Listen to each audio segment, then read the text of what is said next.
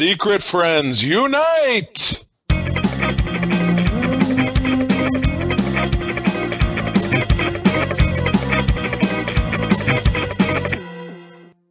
Welcome to the Secret Friends Unite podcast, episode 319. This is your guide to the geek side. And I'm your host, Todd Oxtra. Joined by Charlie Carden. Woo! Seeing my way out of the fog that is the Lego hell. I have been, Todd, as I was telling you, I was helping a friend with the project, getting some Legos ready to sell and some different collectibles and stuff. And I will forever loathe Legos. And I don't want to get into details, but Legos are not for me. But if other people enjoy them... Just the games are for you. Just the games. If other people enjoy them, I have some to sell you. Please feel free to drop me a line. Oh, and I was going to mention it. My friend Shanias, he lucked out and found the Millennium Falcon Lego set, which I believe retails for $800. Found it for $300. Dude, I have 5 of them in this book. And I have absolutely, if he has not clicked the trigger. Oh, no, he already has. I was going to say. He found a good deal on it, so yeah, he's all set. You know, I gave you a good deal on the Ghostbusters Firehouse, but that one has already been spoken for. That is a beautiful set, by the way. My friend Ryan Hollenbeck, who is the partner of our longtime friend Brian McGrain, Ryan lives in Grand Rapids, has that set built in his house. It is magnificent, but it is also worth $700. I was going to say, and two, once you build those things, you kind of can't do anything else with them except put them in a glass case because children will destroy them. You'll lose pieces. The cat will eat it. You know exactly. So yeah, you have to keep them pretty pristine. The second part of helping my friend with this project was there were box sets and there were loose sets, and I feel like doing the loose sets took even longer because I had to try to assemble pieces in different places, and it was wow, it was really something. So anyway, bottom line, kind of TLDR here. I don't care for Legos. Don't talk to me about Legos. I get nauseous when I walk past Legos and Target at the toy section. So, but I will continue to love the games. I'm working through my way through Lego Batman 3 right now, and we'll keep doing that because they're fun to me. What can I say? It's simple. I need to keep it simple. That's what I need. Kiss, kiss. Kiss, kiss, as they say, right, Charlie? Kiss, kiss, bang, bang. Absolutely. Absolutely. Yeah, so we are on episode 319. So issue 319 is one of my favorite characters in the Marvel Universe, and that is the Mighty Thor. Issue 319. It's a simple story about a boy who met a Zaniac. That's right, kids. Oh, my goodness. That's right. We've got a freakazoid here with a flaming knife, and it says, the Zaniac craves blood. Oh, my goodness. Oh, and I love this, too. You may hate his name, but you'll never forget it. You know, and that's what makes me chuckle is that my good friend Eric Zane, Eric Zatunian, known as Eric Zane here, both here and abroad, is a broadcaster. He was in radio for many years. He's now a podcaster just like we are. I think he's making a lot more money than us because we make no money. But anyway, the fans of his program have always been known as Zaniacs. So I will have to snag a copy of this and get this over to him. And he is also a Marvel Comics fan. I know long ago he recorded an interview segment, he and I, talking about that from his studio, and we played it on the show. So Eric Zane, thinking of you. Haven't seen you in a long time. But I will. I'm thinking of you now because I saw this wonderful issue from the salad days of the spring of 1982. Yes, and just to let you know, if you're curious, the Zaniac was possessed Brad Wolfe, who made his first appearance in this book. So check it out, Brad Wolfe fans. I don't know if he ever returned. Oh, my goodness. My. So, well, good. Well, that's fun stuff. But without further ado, Todd, I think that I hear the tinny creaking voice of our biggest news correspondent. What was that lady's name again? I get a little forgetful. It must be catching. Yes, Charlie. Now is the time we check in with our gal pal, our senior news correspondent. So without further delay, Madam Webb, take it away. Now it's time for Madam Webb's rumors and news. Take it away, boys. Thank you, Madam Webb. Well, I know you saw the trailer for Suicide Squad, and you were wondering, why weren't you recruited? Because, Madam Webb, you can never die. So the government can't really hold a threat over you. So, but you know, Charlie, that is the first story this week. That is the Suicide Squad. Yes, I was fired up, and I think, Todd, it was you that dropped this to me when I was, locked in this dungeon counting Legos. I still took a minute to watch this trailer. It was 2017, if I'm not mistaken, that we got the first Suicide Squad film directed by David Ayer. And much as mired with other DC projects of that time, it failed to impress. It underwhelmed. I'm sure it did some money at the box office, but to me, a colossal failure. I mean, I don't know. What are your ultimate vibe on Suicide Squad kind of the first time around? Well, similar to this, great trailer. Right. But the trailer, I think, gave the expectations and they just were not met. And apparently, similar to the Snyder Cut, apparently David Ayer said studio involvement got in the middle of it and it kind of cut up his movie. Bad plot, not great character development, really dumb villains. Right. A wet fight. I never trust a fart. But at any rate, now we have, and again, I'm somewhat quizzical at the name.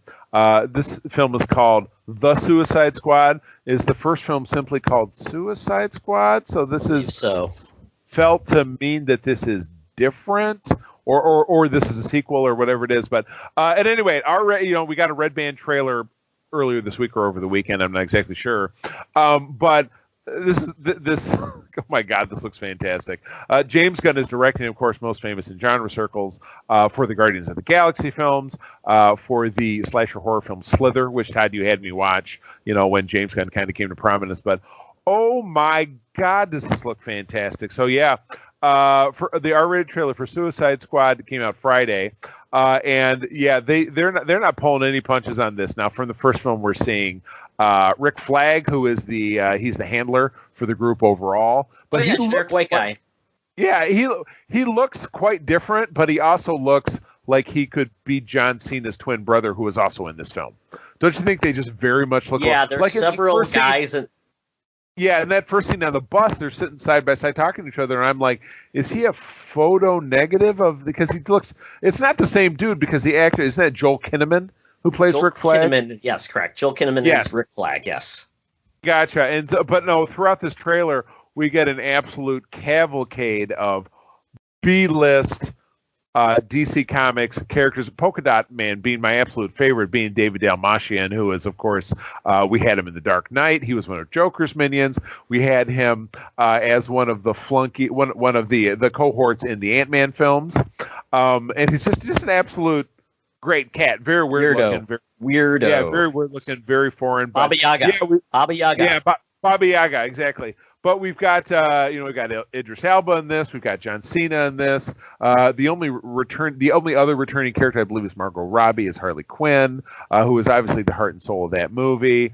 God, Todd, I'm struggling to remember everybody that we saw because the cast blast, which they showed at the end, had like 25 names on it. So yeah, John Cena. Oh my God, Alice Braga, David Dalmatian, Nathan Fillion. Oh gosh. Rooker, Pete Davidson, Peter Capaldi, Sean Gunn, and Flula Borg, your personal favorite, and, as Javelin. Yeah, so this is wild. I hope he's the first to die. I hope he's the first to die.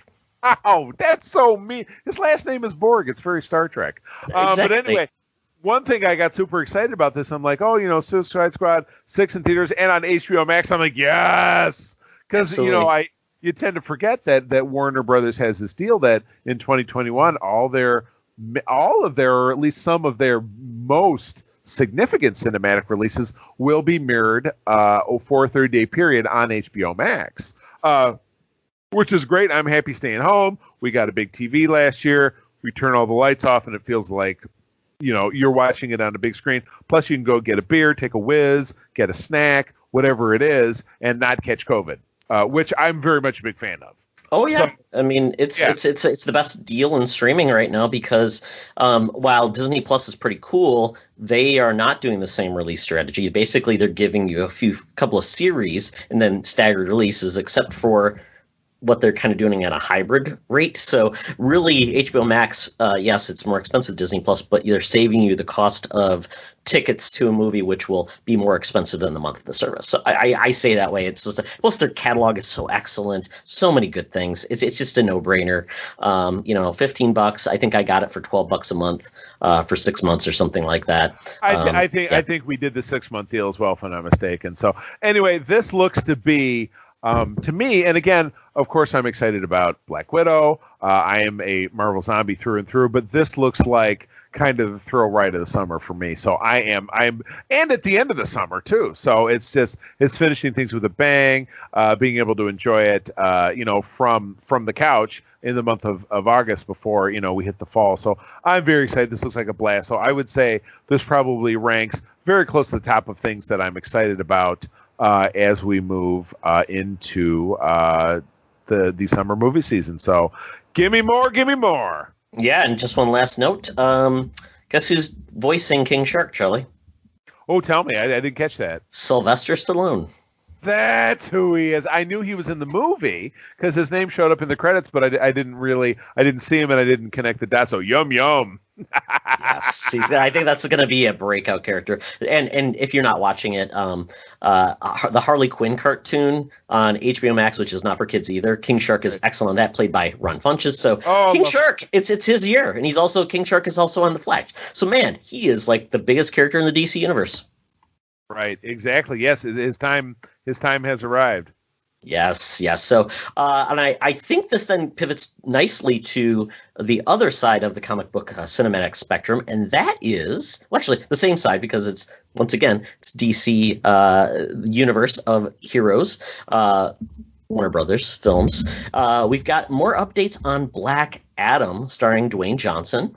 They just announced that Pierce Brosnan will be playing the role of Dr. Fate. Dr. Fate is akin to a Doctor Strange in regards to master of the mystical arts, but in this case, the helmet that Dr. Fate wears basically powers the possessor of it by the spirit of Nabu.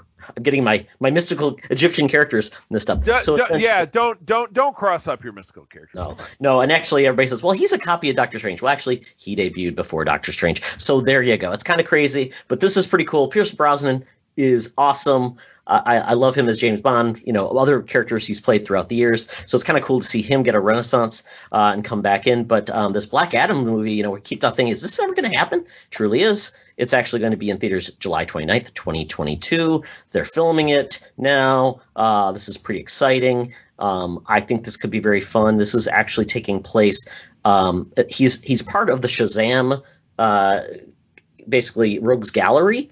But this is kind of interesting. We've never seen this before where a villain, essentially, gets his own movie, and then we've got the hero having his own movies. And assuming, because Shazam 2 is already been announced, so I'm curious how they will overlap. But they've always had a very interesting relationship, and I really like it. But this could be cool. And you know what? The Rock is cool as hell. And to see him finally be in a superhero film, this is pretty neat. We've also got Aldous Hodge as Hawkman, Noah Centineo as Atom Smasher, Quintessa Swindell as Cyclone, and obviously Dr. Fate. So kind of a Justice Society. We're also getting that in Stargirl. So I love this. It's all coming together, Charlie. Everything's coming up. JSA. You know what? Yeah, and again, I've taken a serious tilt to DC lately myself. I've been enjoying a lot of things, and I think it all kind of started with you tossing that DC Lego supervillains movie at me. That kind of lit the spark. So I kind of hold you responsible in some ways, maybe not for good or for bad, but yeah, I've been enjoying a lot of DC things. And again, Pierce Brosnan is a super huge talent. My very good friend Doug actually does a magnificent Dr. Fate cosplay. He's a creator, so he has a 3D printer, made a beautiful helmet, painted it, shined it up, all this. I mean, I did a photo shoot with him. Todd, you probably saw the photo shoot I did last fall in Grand Rapids with several friends. One of them was my friend Doug as Dr. Fate, and he nails it. He's got a book, and he's got like a little, like he'll have a glove that he has like a little strings to it that he can like make the pages turn and like do mystical stuff. So it's just a very well thought out deal. So this is very exciting. And again, I'm happy to see DC take a step forward. We talked about Zatanna last week, so that's another dark DC character. When do we get something successful for Swamp Thing again? Because we know that flopped. Can it be that far behind if they start to experience some success? I hope not. I love Swamp Thing. It's a great flick back in the day.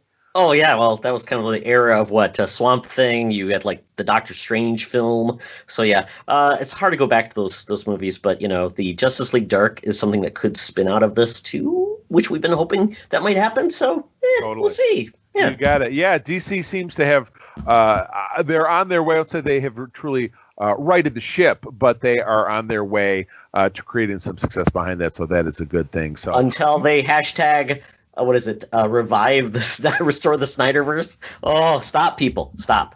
Only time will tell, but the most reputable sources behind that say that it's not happening. So we'll see. Watch your clickbait articles; you might catch a different story. Absolutely. But anyway, moving on.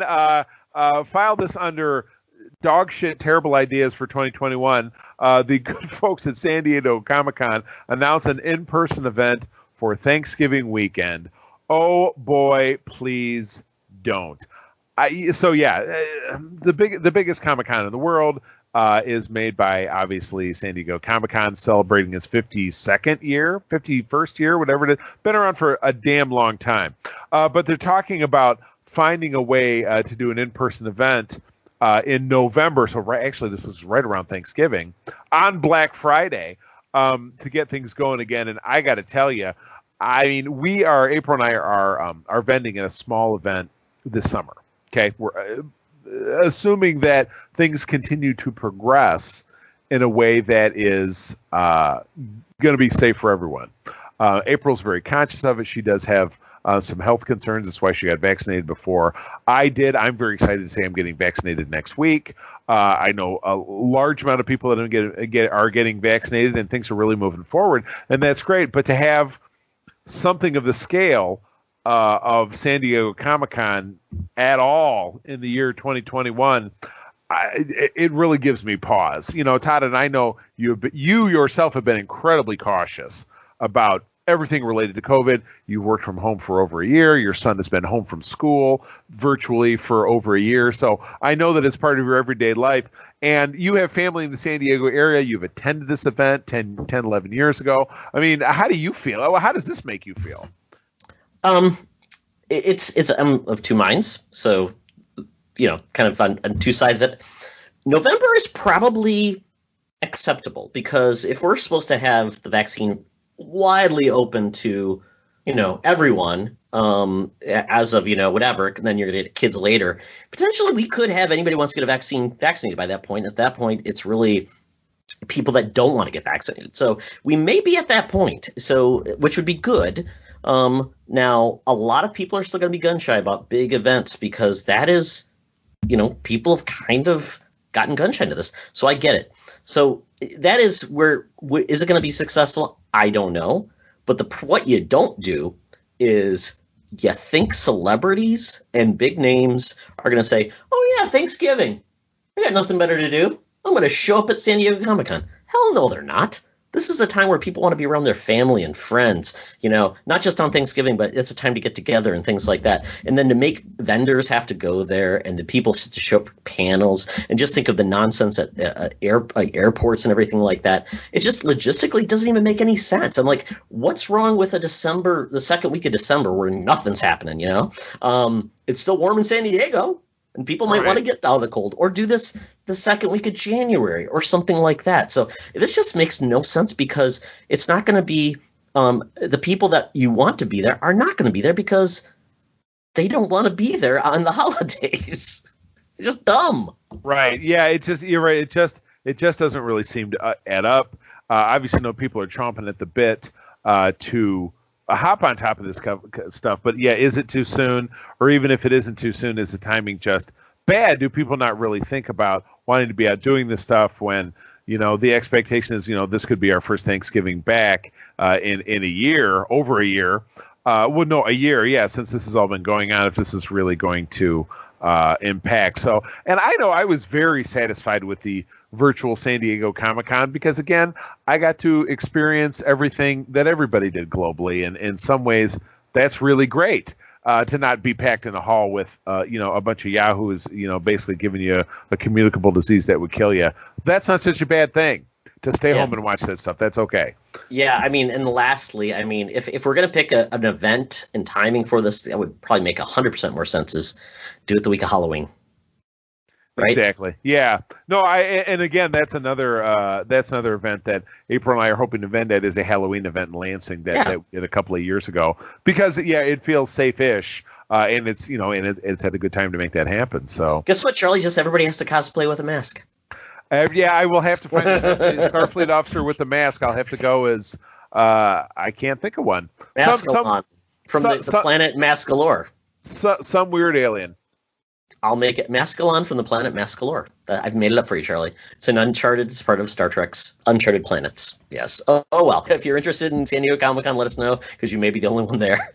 Oh well. Right. Exactly. Yeah. There's no waiting. It's like no waiting at Disneyland. Good stuff. Exactly. Yeah. Next story is very weird. I did not see this one coming anywhere out of the blue, but apparently the Thundercats movie, which I didn't even know was going to be made, is going to be directed by Godzilla vs. Kong director Adam Wingard. So this movie is coming out this week. I had a snafu on that date, folks. I apologize. It launched last week internationally, but not in the U.S. So it's launching actually tomorrow, Charlie, the 31st. Very cool. And it's got a lot of positive buzz for basically being the best of the Kong Godzilla films. Very cool. But the fact that this guy, who I don't know what he's done before then, is being asked to make the Thundercats movie is just really surprising. But it's going to be with Warner Brothers, which I don't even know who owns the rights to Thundercats, quite honestly. Who knows? But it's going to be written by David Gogashall from Scream, the TV series. And it's also going to include Dan Lin and Roy Lee are producing, which is based on the animated series, obviously, from 1985 to 1989. I don't know how they make that work, Charlie. Exactly. You know, I'm cold on things Transformers. I'm sorry. You picked up the affinity for that. You personally picked up the affinity for that I have for G.I. Joe. So I drive that bus. You drive that one. Those films that came out, I mean, I really struggled with the first one. But the ones that came out subsequently from that, I mean, Todd, have you ended up seeing all of them? Did you kind of watch them out of like, I love Transformers and I really got to tough it through? I did actually. I'd never seen, was it the Last Night movie? I never saw that, but I really enjoyed Bumblebee. You saw that, right? Yeah, you're right. That was the one that I really enjoyed. I agree with you there. Yeah. So in a way, if they can go down that path and do something like that, or make it, I've heard there's going to be an animated, well, we're going to talk about Transformers in a second, but in regards to that, I don't know what they do. I mean, this is more like humans that are kind of cat-like, which hopefully they don't animate their beeholes in this either. But I mean, that's the last thing I can think of is kind of Thundercats kind of look like the Cats characters from the Cats movie. But I mean, they could probably do that. Rum Tum Tugger and Mr. Mistophelos. Yeah, I mean, if people liked Avatar and that had a horrible story, I mean, you could like Thundercats with Snarf and Mum-Ra, the Ever Living, and Panthro and the Thunder Kittens. Why not? That sounds vaguely sexual. I'm not interested in Thunder Kittens. Gross. I don't know what you're watching, Charlie, but I don't judge. I say, don't ask, don't tell. So this is a conundrum, and I don't know if it'll work, but I was a fan of the show. It was not a higher on my level of like loves, but it was entertaining. And they made Silverhawks, and they made a show you probably have never heard of. It was called Tiger Sharks, which was essentially the same premise, once again, but with like aquatic creatures. It was very weird. Aquatic creatures. Yeah, that one skimmed right over me. I assume it was it the same? Was it another Sunbow or? Yeah, it was kind of like at the end of its era of like those type of shows. So I think it just died on the vine. Right. Ouch. Bad. So a band that I love very much, the Foo Fighters. Food Fighters. I like that. The Foo Fighters. Dave Grohl of Nirvana. There goes my hero sandwich. There you go. I was never a huge Nirvana fan. Even when Smells Like Teen Spirit came out in '91, I was a sophomore in high school, and I was like, I don't get this. But maybe it took a couple of years. But Dave Grohl, who was the drummer of that band, once Nirvana was no longer, thanks to the owing itself to the tragic passing of Kurt Cobain, Dave Grohl struck out on his own and came up with the Foo Fighters, and I have always loved them. They did their favorite song I ever did, the theme song to the no longer available, but you can find it on YouTube, TV sitcom starring Flash's Ed Kavanaugh, not Ed Kavanaugh? Tom Kavanaugh. Ed. Yes, which launched the career actually of Julie Bowen, who went on to be on Modern Family. I loved that show. I think I actually found it on YouTube and stuck it in a queue somewhere, but I've not sat down and watched it. But they did the kickoff song to that, and I've just loved everything they've done. But anyway, yes, they add them to the list of musicians taking their talents to Hollywood. The rock band, fronted by Dave Grohl, as I had mentioned, is starring in a brand new horror comedy for Universal Pictures. Filmed in secret during the pandemic. We're told that Hatchet 3, so they're doing the third film in a trilogy. Did we learn nothing from the Star Wars sequel trilogy that you can't do that? You have to have a consistent vision. Well, no, the director is the director is from the Hatchet film series. Oh, I don't think this is a Hatchet spinoff. Could be. Good. But anyway, yeah, it sounds like while unconfirmed, Todd, great source. Confirmed by multiple insiders, but no sources. What the hell is this? Is this we got this covered? We're going to get sued by the Weekly Planet, guys. Watch out for that lawsuit. Yeah, but the plot, Charlie, it's a band is haunted during a recording session and become possessed, which would fall right into those, like, and it was Evil 616 or something, where you called in a hotline number and you could become, make a deal with Satan to become a rock superstar. We had Kiss versus the Phantom of the Park. Did you ever see that movie? You have stumped me on both of these, and what's funny is that you're a scaredy cat. Admittedly, you don't do horror movies. April loves that kind of stuff. I have no idea what you're talking about. So you have stumped me for something that is obviously quite vintage. So I will give you that. That is not bad. Yeah, I'll have to look it up, and maybe I'll put a trailer for like the Kiss and the Phantom of the Park right. movie. But I remember that movie coming out. And it was just weird. It was like a odd, like, live action Scooby-Doo type thing. Very weird. Scooby-Dooby-Doo, where are you? So that's fun. I enjoy Dave Grohl. He's cool. So this could be something if it, pops up on Hulu so this is something that if it picks up on Amazon Prime, potentially on Hulu, it would be one of those if April and I are scrolling through. It's so funny because our watching habits are like, well, what show are we watching, rewatching, or binging? Or do you want to take a break from that and watch a movie? And then I'll bounce to the different streaming services. I'm like, we haven't done Prime in a while, and this is like something that would pop up that we would totally watch. So who knows? Especially if it drops in October, which I would imagine would be the case. I can only imagine it will get the highest critical acclaim. The highest. So anyway, let's move from that into something that is entirely of interest to you. Yes, bumping to more cartoon cinematic universes. We're moving to Transformers, and this one really surprised me.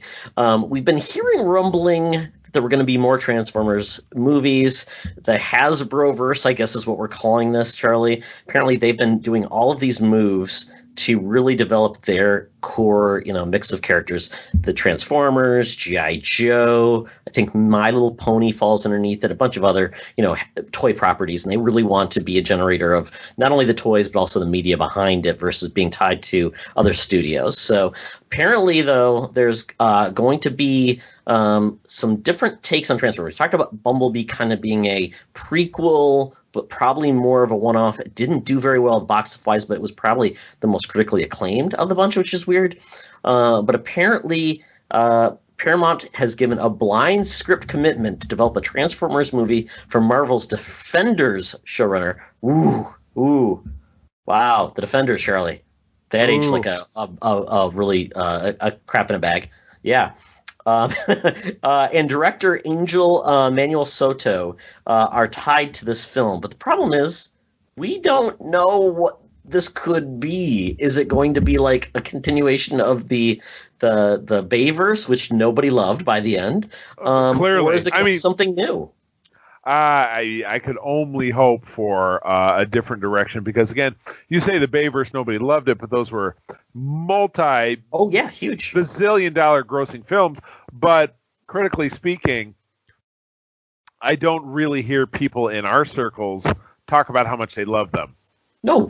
That is not my experience. So I can only hope for something new. Again, Bumblebee was fun, but it was done, part of the backdrop for that was the setting, which was in the 1980s, which everybody enjoys the 1980s setting. Can you think of a film that tilted in that direction that isn't fun in some way, shape, or form. It's the 80s. It's fun. It's the era of fun. People really dig on it. But moving to contemporary times, can they be successful? Trying to reinvent this, or do they want to hitch their wagon to that which earned them critical ire? So you're right. Exactly. Exactly. It's a tough row to hoe, without a doubt. Yeah, so I mean, they can go a couple different routes, but I think that the route of the Bumblebee movie is the right path if they're going to still have humans be a major part of it.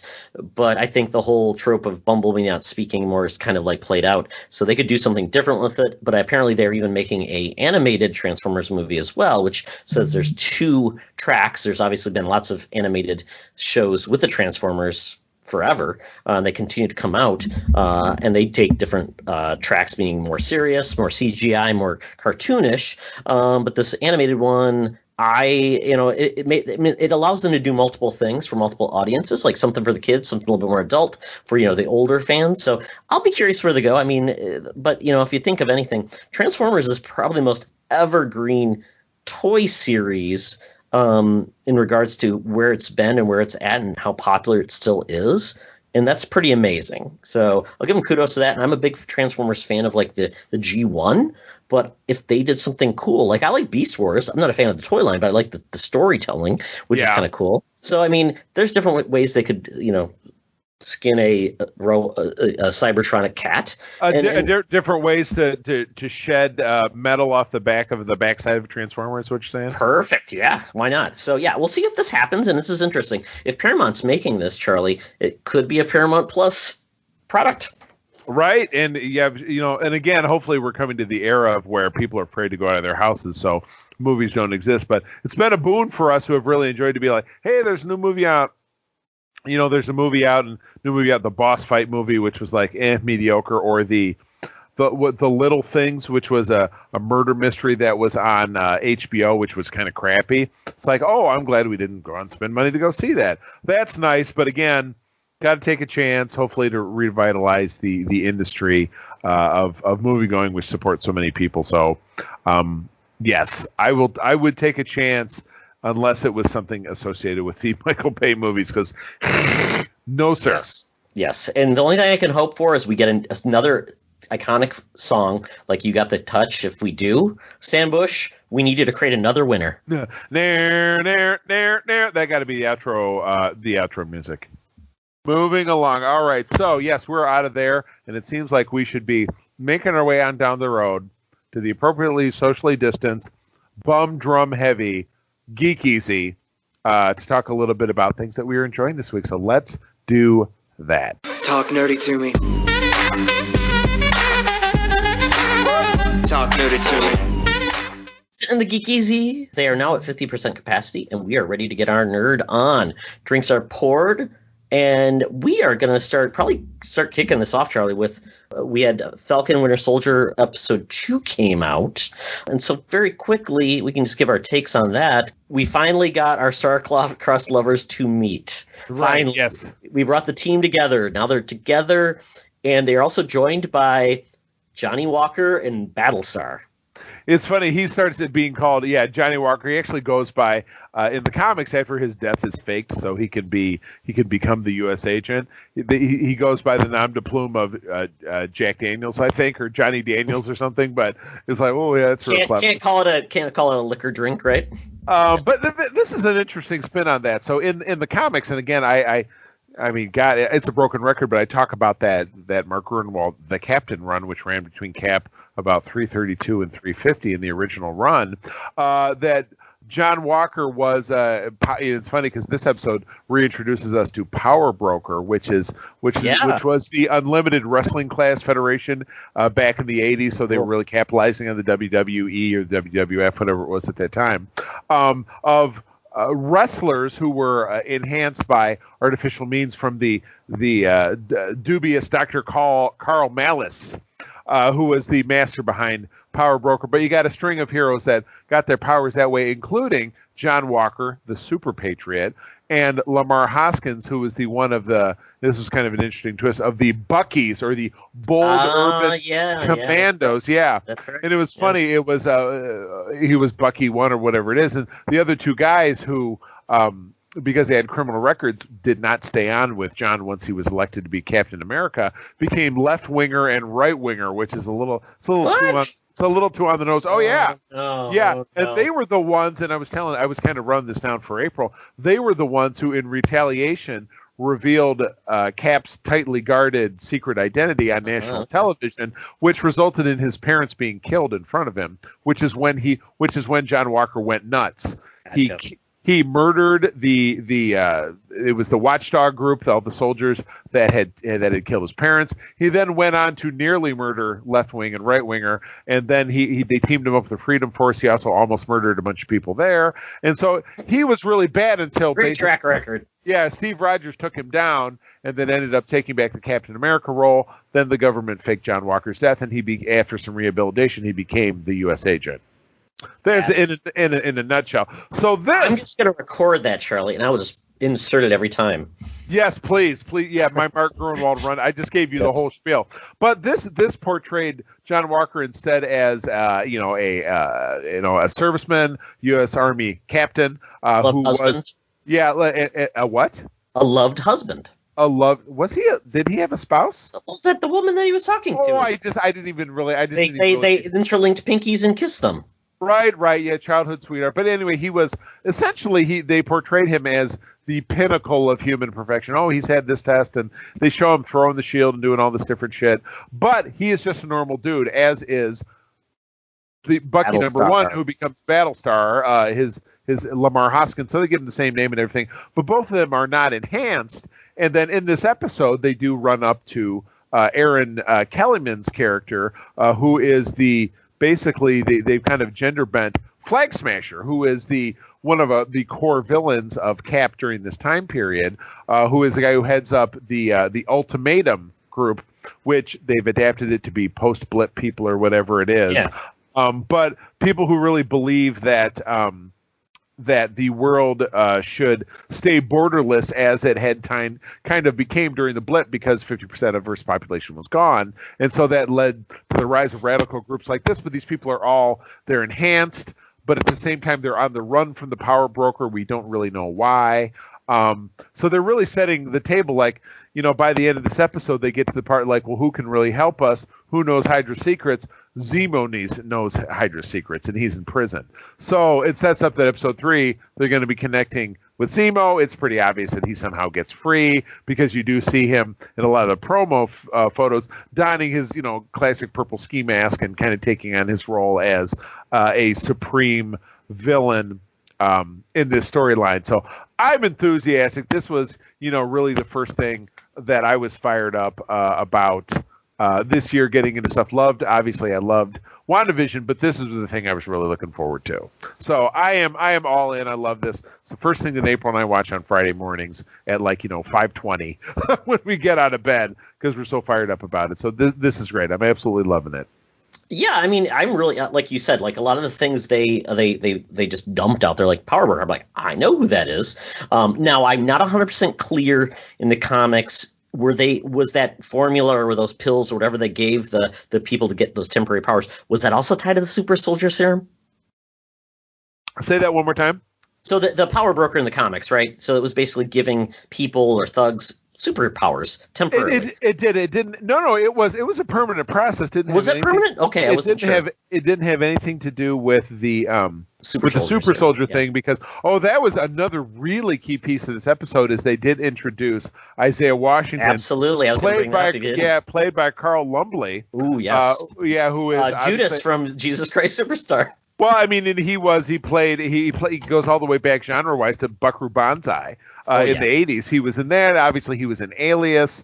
And it's just a great actor. But, portrayed him basically as a super soldier from the Korean War who crossed swords with the, for a time defrosted Winter Soldier. They crossed swords back in 51. So this really reveals to Sam that the super soldier thing never really went away. Yet it's kind of a weird cross-up, because, it's revealed in the Incredible Hulk film with Ed Norton, and then in a little bit of research that Steve Rogers is doing in the early part of the Avengers movie, and as told to him by Phil Coulson, well, the Hulk was really a result to really reconstitute the super soldier program. So were they trying to rebuild it, yet did it work but not work on Isaiah Washington? Because he then said, why they put me in prison. Did he go berserk? Because that's what happened. And so they continued to work on it, and then in continuing to work on it, it was just ended up being a huge mess. Yeah, it kind of reminds you of like themes of where was it the all of the experimentation they did on black students in the 40s, like giving them syphilis and trying to come up with experimentation and to basically treat that.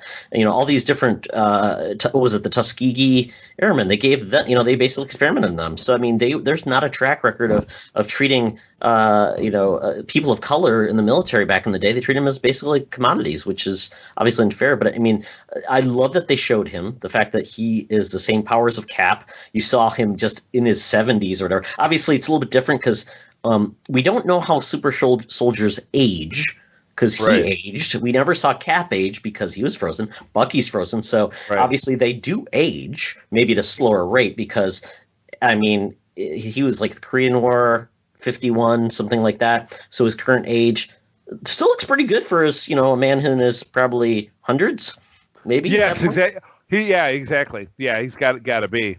Yeah, so I thought that was an interesting take. I think it's interesting with this power broker. Are they going to bring that in basically as this is how they're giving people powers? So I think these characters don't have permanent powers, and then maybe that's where they're running. It's not just medicine they're running, but maybe they're running the drug as well.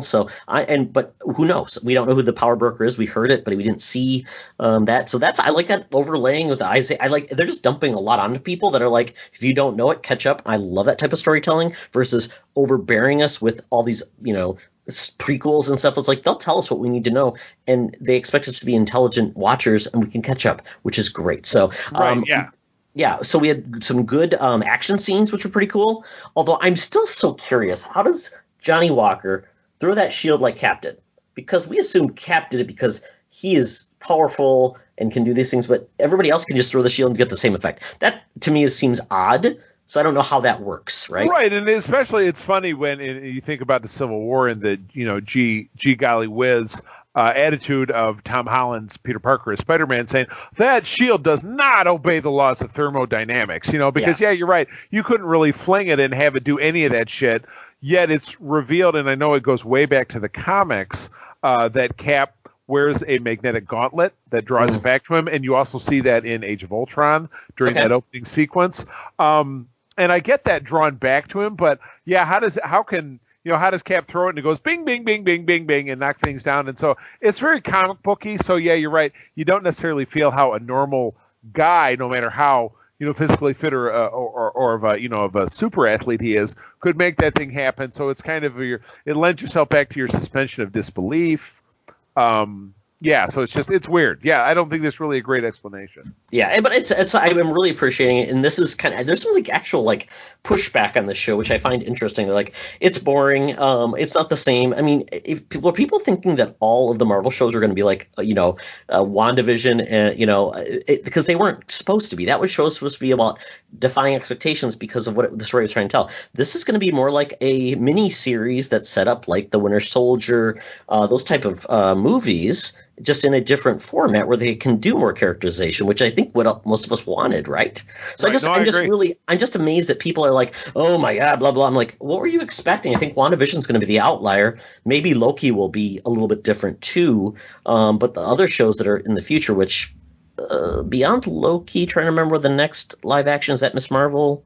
Trying to remember what's next after that. Well, is it Hawkeye? Hawkeye, right? Right. Well, we're also getting over on Hulu. I think MODOK overlaps. Oh yeah, as well. So yeah, that MODOK. Oh, I'm really fine. I can't believe we didn't put that as one of our news items. Oh, well, that show's coming up very soon. But yeah, I mean, I think it's going to be very cool, and I think what Marvel will do, and it's going to benefit them very well, is to tell the story than they need to by each of these. They don't have to do the same thing. So Loki's going to do its own thing, and I think Hawkeye will get us more to this type of storytelling. But then the future stories may do something completely different. So I'm very pleased with this.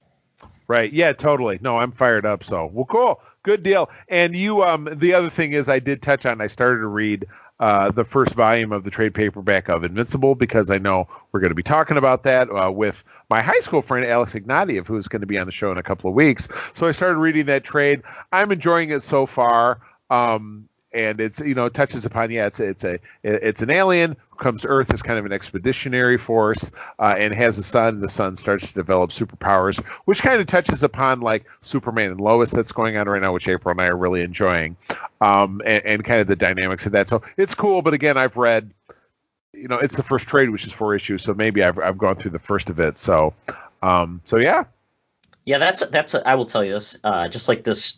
The episode, I'm not sure how it's paced, but the trade, I read the omnibus, I think, which was 25 issues when I read it. So that was a long time ago. I'm going to re-check in with it. But yeah, I mean, so I don't remember the pacing, but all this stuff is very familiar when I actually watched the animated series, which debuted Friday for the first 3 episodes.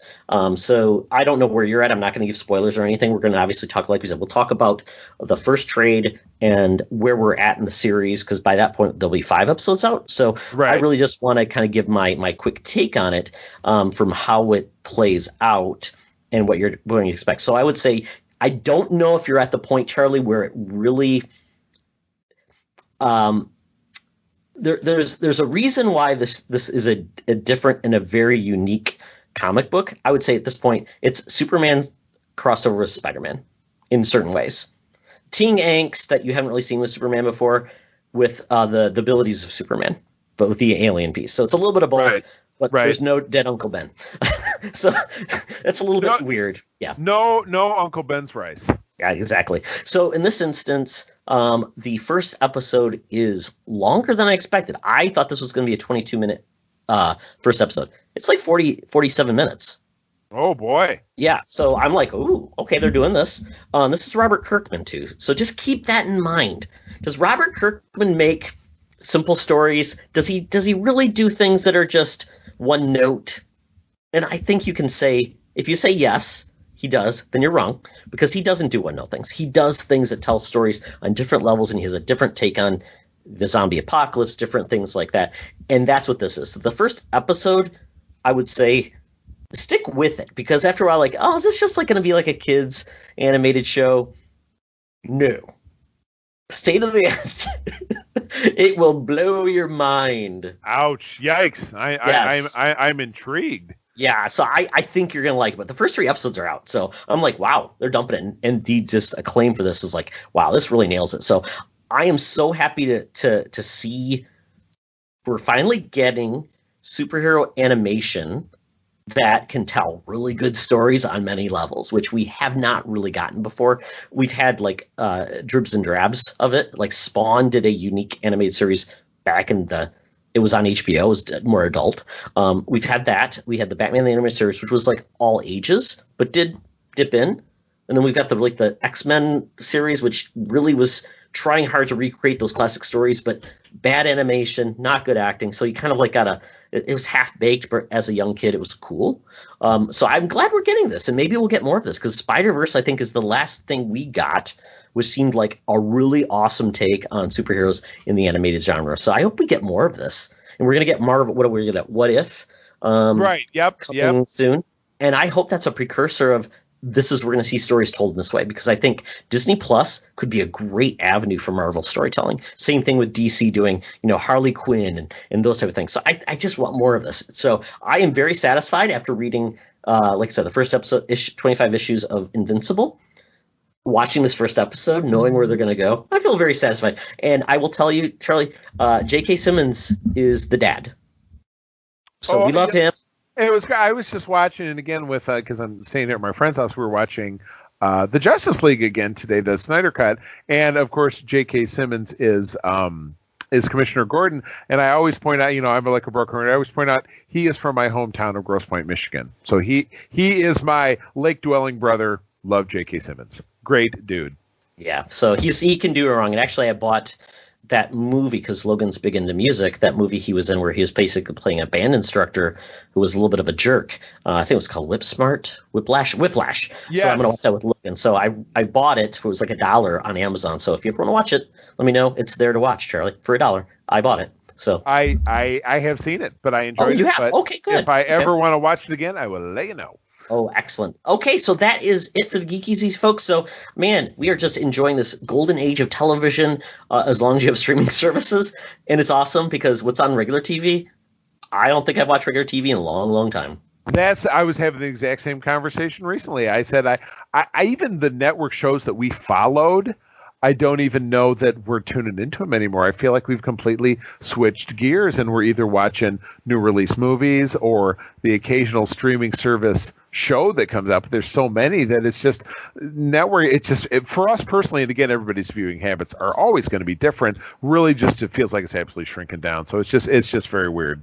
Yeah, genre television on the main networks doesn't really exist anymore unless you're like into animation on Fox. So that is it for the Geek Easy, folks. Now we're going to go on a distant destination to where everybody has been vaccinated, and that's the Thunderdome.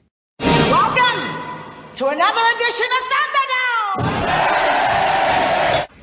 Thank you, Tina. We're sitting in the Thunderdome where the mutants have been gathered for a topic or a game to be entertained.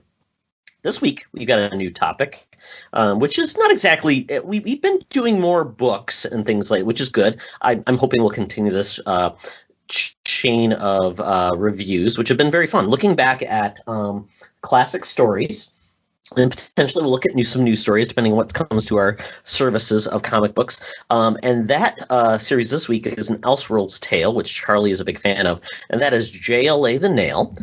This is a series from 1998. It was a 3-parter, but in prestige releases, so they were like 48 pages each. Very big. Yeah, it's a big one. Yeah. Drawn and written by Alan Davis, who probably came to fame from his work in Excalibur, that X-Men spin-off book. And basically the premise is it's set in a parallel universe where Jonathan and Martha Kent's truck experiences a flat tire caused by a nail, which then stops them from discovering a Kryptonian spaceship outside Smallville containing the baby Kal-El, negating Superman. And obviously this is inspired by the classic tale, or I guess it would be a poem back in the day. For want of a nail, the shoe was lost. For want of a shoe, the horse was lost. For want of a horse, the knight was lost. For want of a knight, the battle was lost. So it was a kingdom lost, all for want of a nail. And that's exactly what this tale tells. Right, yes. You just push, you put, it reminds me really of probably my favorite Elseworld's Tale of all, which was they did 3 different ones for the original trilogy of Star Wars, and this would be through. It wasn't Dark. Was it? I'm trying to figure out if it was Dark Horse or if someone had the license between Dark Horse and Marvel for Star Wars. No, it was just a Dark Horse to Marvel. So this would have been a Dark Horse. So they back in 05 or something that was post prequel trilogy, they did, well, what if Luke's missile didn't destroy the Death Star? What happens then? And then that was a whole separate tale. And then a completely separate Elseworld's Tale. What if Luke died on Hoth in the storm before Han found him? What did that look like? Not a space nail. Exactly. Yeah. And then what if in Return of the Jedi, this was the flimsiest one. What if when 3PO got knocked backwards by Jabba the Hutt in the beginning, he broke and then couldn't translate, and then everything got thrown off and they didn't rescue Han Solo. And so so the overall point is that you take a simple minor factor, like what if, and then how do things spin off? And then this was an obviously much larger tale of it, but with enormous repercussions for the way that people really view metahumans or superheroes in this universe. So, yeah, big time. Yeah, I mean, and that's what's great about Elseworlds. And DC really, and I don't know what the first Elseworlds was, to be honest. It might have been Dark Knight Returns, but, someone could probably look that up. But, yeah, I mean, that's what they're famous for, telling these stories, taking these classic characters and just changing things slightly. The what if, Marvel did what if, but they were typically one-off issues, and they weren't prestige in a way. They were just kind of like throwaway. I don't know if they really, put much more. It was always the B team typically, nothing really exciting. And DC just decided we're going to really ratchet up a notch and do something really exciting in a prestige format.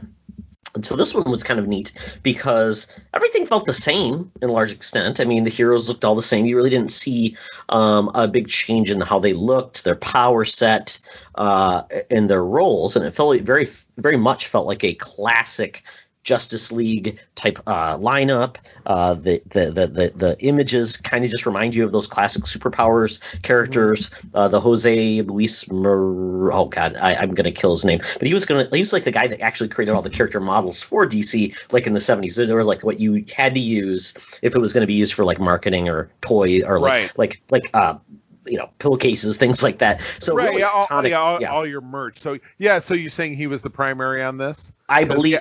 Well, Alan Davis was, but I think he took his thought images he used with those character models. So he didn't really veer from classic looks. And I absolutely I'm a big fan of the classic looks.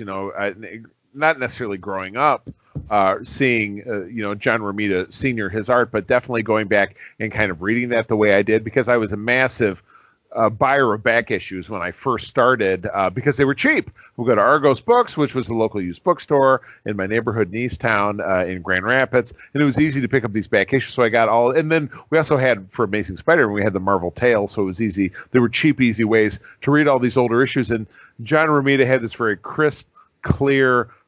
It was cartoonish, but really very realistic. And so it felt, it didn't really take a lot of chances kind of with the art. And that's kind of what I felt about this. It was like, I saw Green Lantern and he looked like Super Friends Green Lantern. And so did Wonder Woman. And so did, the Joker and Batman. And then, but yeah, several very maniacal twists in this, I think. Oh yeah. Without a doubt. Like, Joker gets his hands on Kryptonian tech and murders Robin and Batgirl. It was like, and Batman has a psychotic break because he can't stop it, and so he just sits there decomposing in a chair for weeks after the fact before Selena Kyle, who becomes his new Robin, she takes on an alternate identity, but the two of them become a duo subsequently to kind of move the plot forward and stop things. But God, I really loved this story. This was one, Todd, you tried to get me to read this about 5 years ago, and you gave me the hard copy. And again, Todd and I, if you don't know, I live in Michigan. He lives in Minnesota. We get to see each other pre-COVID about once a year at a con or stuff. And he's like, read this stuff. And I'm like, okay. And it goes on a shelf. Sorry. Before the age of digital, I'm a bad reader, picking up a book or making a commitment for it. So having assignments like this really does shove me down the road of being like, all right, fine, I'm going to get into it. I'm going to read something because it's convenient and I can take it anywhere. And when I know I have homework, for lack of a better term, it really kind of nudges me in that direction. I really have learned in the busy, humdrum of everyday life that for me, that's a great way to direct things. So I like that. That's kind of what got me to read this, or rather, was this my idea to read? It was your idea, yeah. You brought it back. Like, I'm trying to remember, did I read the whole thing? And I don't know if I ever finished it, because I think you had it. But yeah, that's okay. Sorry. But that's okay. I may have to go peek on it because a lot of things end up on the bookshelf, which is I guess I'm a victim of the sin of like, it looks good on a book. It looks good to have a bookshelf with a bunch of books that maybe I've never read. It happens. You just forget what you have. So I mean, and what makes it easier for us to do these type of projects, it makes it far easier to say, rather than buy physical issues, just if you just subscribe to the app or share the app or whatever. So it makes it far easier. There's not much that's not out there that's unless you're reading a brand new book that you can't get through one of the services we get, so which makes this for a lot of fun, easy lifting, very easy to get through. And man, oh man, I tell you, Alan Davis, he's a Brit, and like I said, he started off really in Excalibur. His art is so clean, and I would say, one of my least favorite artists is Mark Bagley, but I would say Alan Davis is like, I think is what Mark Bagley was trying to cop his art style, but it's not as refined. And I think in this way, the art was so beautiful. And I've seen current Alan Davis, it's not as good, and he does feel kind of like dated when he shows people in their clothing. They look like they're in like the early 90s. So it's kind of like, oh, dude, kind of like Bagley as well. So this is like, to me, the better version of Bagley, which I like and I enjoy quite a bit. It's more iconic, where Bagley is fast and he's a workman artist. And so I really think and the fact that this might have been one of his first stories he actually wrote, because I don't think he ever wrote before. But considering he wrote this, and I think it's a good story. Now, the writing, I don't know if it was intentional or not, Charlie, but at times I felt like this is a very before its time story. I don't know if he was going for that take, but it felt like it was something from the 80s in a way. The dialogue was written very like the overtones of them talking about what they're doing, using their powers, and I'm like, a lot of over talking, I think, would be the best way to describe it. It's like very, kind of Stanley Jack Kirby, like it's a word balloon with 10,000 words on a single panel, you know what I mean, or what it feels like. So it's like talking themselves versus a thought balloon, which I'm like, why are you talking out loud? Exactly. Nobody needs that. So it's I mean, but it did feel like a throwback story, and I think that was perfectly fine considering. And I don't want to go. I mean, this really was kind of a mystery story because really trying to understand what was going on in the world. There was some attacks going on, some anti-metahuman discussions, some unrest in that world. They said something specifically, well, Metropolis never had a hero, so there was always unrest and things like that. And that's where Lex Luthor, the mayor, stepped in and tried to, use this police force. And so it was different. And there was the overtones of no Superman being there. And we don't want to give the whole thing away because we but I think the premise and where it led, it was really an engaging story. So I think you should check this out. Like I said, we don't want to give it away, everything, because we want people to read this, obviously, versus just we tell them everything and all the plot points, and they don't check it out. Because I think that's half the fun with comic book, just reading and seeing the art versus just hearing the story. Absolutely. Cool. Yeah, I did. Like I said, I enjoyed this.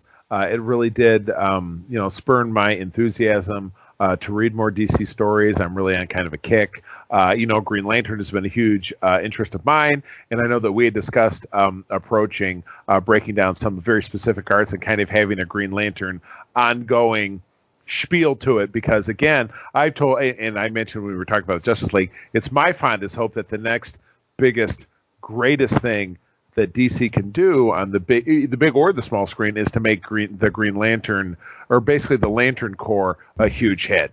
And something that's really done the right way. So I have my hopes for the Lantern Corps. Let's see if we can make that happen. HBO Max, your only hope, because they are developing a Green Lantern TV series on HBO Max, which I hope, like you said, is done well. Even if it doesn't have Hal Jordan, I'll take any of the Lanterns because they have such a great group, and maybe they'll bring Hal back in a different format. But I don't want it to end with the weirdo alien who looked like Tomar Ree in the Snyder Cut, and I don't want it to end with the Ryan Reynolds crapfest.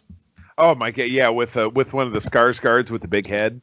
Yeah. Bad juju. But yeah, so and folks, just to give you a precursor, what we're gonna talk about next week is obviously we talked about Kong vs. Godzilla. It's coming out. We're gonna have our friend Joseph Moran come on to talk about that movie, and if I can fill it in, I'm gonna watch Peter Jackson's King Kong because I never saw it. For comparison. Oh my god. Dude, it's like 97 hours long. It's shorter than the Snyder Cut is all I know.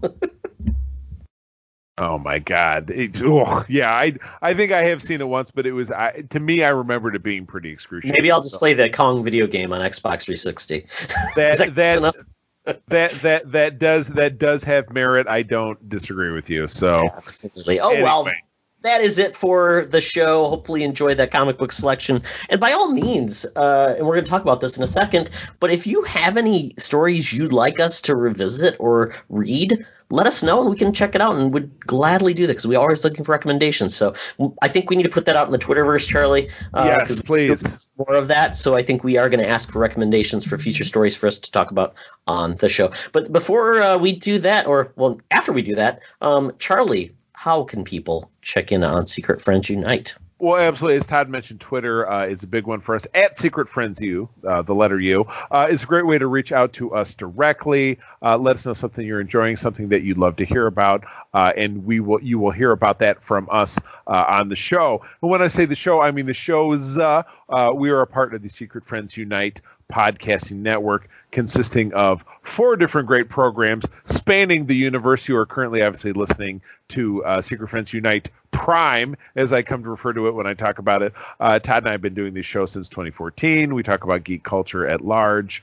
It's just two college friends finding an excuse to get together and talk about the things that we love. Todd also bi-weekly does the Co-op Mode podcast with Mark Carabin, the Canardian, who similarly does another show with me on the opposite week called the Holocron Chronicles, which talks about Star Wars, and then weekly I do a show called Code 47 about Star Trek with my Starfleet International fan club cohorts Aaron and Rich, where we're currently breaking down heritage shows, but we're waiting for definitely new content to join us. All of our shows are available on essentially podcasting services across the sphere of influence. Todd also very nicely mirrors our shows over on YouTube, audio version, so you can find us that way. We also have a great store over on TeePublic, and TeePublic is nuts. I was skimming through there just the other day looking at coffee mugs, and you can only you get a coffee mug, but you can also get like a coffee tumbler to go in the car that would have your Secret Friends show logo on it, but also t-shirts, hoodie, sweatshirts, baseball tees are kind of a favorite of mine, wall art, pillows. I mean, they got a lot of different merch. Benefits of that actually do support the show and our efforts to grow and do a website, things of that nature. So any purchase there does actually support the content that you're listening to. So please pop on there and make a purchase and support us as we look to bring you some more entertainment. So that's about the size of it. I'm going to tell you, as always, thank you for joining us, that sharing is caring, and to keep on trucking. Be the hero, not the villain. In a truck. There goes my hero sandwich.